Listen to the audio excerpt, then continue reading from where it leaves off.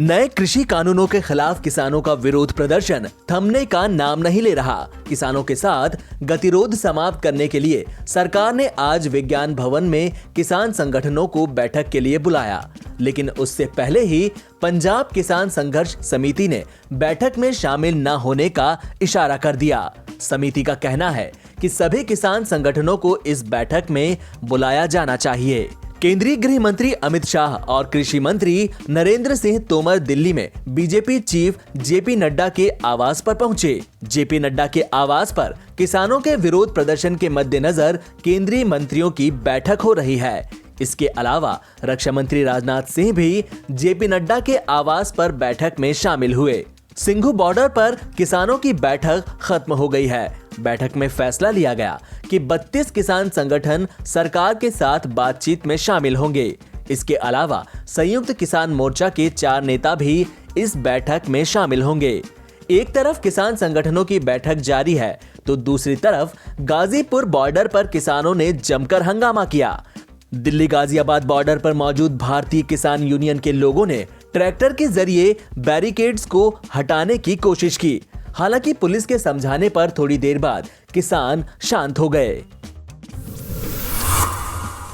देश में 8 नवंबर से हर हफ्ते औसतन 2,09,000 से ज्यादा नए केस दर्ज किए जा रहे हैं, यानी हर दिन औसतन 41,428 केस दर्ज हो रहे हैं।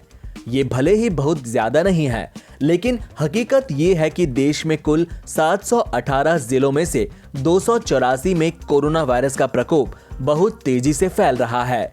24 से 31 अक्टूबर के मुकाबले 21 से 29 नवंबर के साप्ताहिक नए मामलों की तुलना करने पर पता चलता है कि 284 जिलों में नवंबर के आखिरी सप्ताह में नए मामलों की संख्या में तेजी आई है। आकलन में 633 जिलों को ही शामिल किया जा सका, क्योंकि बाकी जिलों के टाइम सीरीज डेटा उपलब्ध नहीं थे।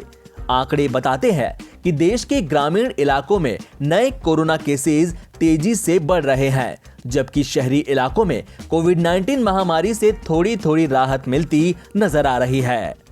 इन 284 जिलों के 55.3% यानी 157 जिले ग्रामीण इलाकों के हैं।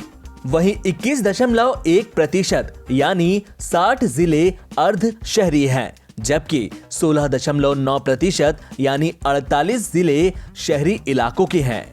ध्यान रहे कि सितंबर में हर दिन औसतन 90,000 नए केसेस सामने आ रहे थे। देश में कोरोना वायरस के बढ़ते मामलों के बाद कई स्कूलों को खोलने के बाद बंद कर दिया गया था। इस साल मार्च से ही देश के स्कूल्स बंद हैं। बीच में कोरोना महामारी में कमी आने के बाद कई राज्यों ने स्कूलों को खोलने का फैसला किया था, लेकिन कई स्कूलों के बच्चों के कोरोना संक्रमित होने के बाद इस फैसले को वापस ले लिया गया था। इस बीच अब असम ने 1 जनवरी से प्राथमिक स्कूल खोलने का फैसला किया है। असम सरकार ने कहा कि राज्य में 1 जनवरी से प्राथमिक स्कूल्स खुलेंगे। राज्य के स्वास्थ्य और शिक्षा मंत्री हेमंत बिस्वा शर्मा ने कहा कि राज्य में कोविड-19 की स्थिति नियंत्रण में है। उन्होंने साथ ही कहा कि कॉलेज के छात्रावास भी कुछ पाबंदियों के साथ 15 दिसंबर से खुलेंगे। आपको बता दें कि राज्य में नवंबर से ही 6ठी और उससे ऊपर की कक्षा के बच्चों की कक्षाएं शुरू हो गई थी। हालांकि दिल्ली समेत कई राज्यों ने कोरोना की वैक्सीन आने तक स्कूल्स नहीं खोलने का फैसला किया है। दिल्ली में कोरोना वायरस की तीसरी लहर के कारण राज्य के डिप्टी सीएम मनीष सिसोदिया ने कहा था कि जब तक वैक्सीन नहीं आएगी, राजधानी में स्कूल्स नहीं खुलेंगे। उत्तराखंड, हरियाणा और कर्नाटक जैसे राज्यों में कोरोना में कमी के बाद स्कूल्स तो खुले, लेकिन जैसे ही मामले बढ़े, वहां स्कूलों को बंद कर दिया गया। भारत में कोरोना वायरस की रफ्तार धीमी पड़ती नजर आ रही है। लगातार दूसरे दिन कोरोना के 40,000 से कम नए मामले सामने आए हैं। केंद्रीय स्वास्थ्य मंत्रालय के ताजा आंकड़ों के मुताबिक पिछले 24 घंटों में देश में कोरोना के 31,118 नए मामले सामने आए हैं। इस दौरान 482 लोगों की मौत हुई है। देश में कोरोना का आंकड़ा 94 लाख के पार पहुंच चुका है।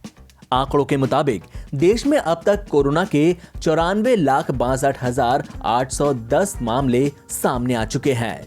देश में कोरोना के एक्टिव केसेस में भी कमी आ रही है।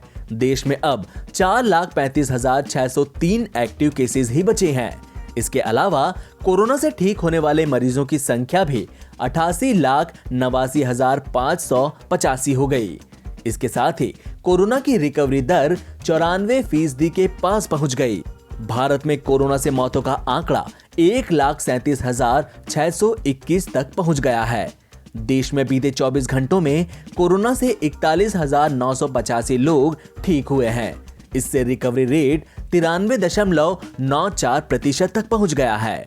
इसके अलावा बीते 24 घंटों में देश में कोरोना के 11,349 मामले कम हुए हैं। इससे एक्टिव केसेस की दर 4.60% हो गई है। भारत की कोरोना मृत्यु दर 1.45% है।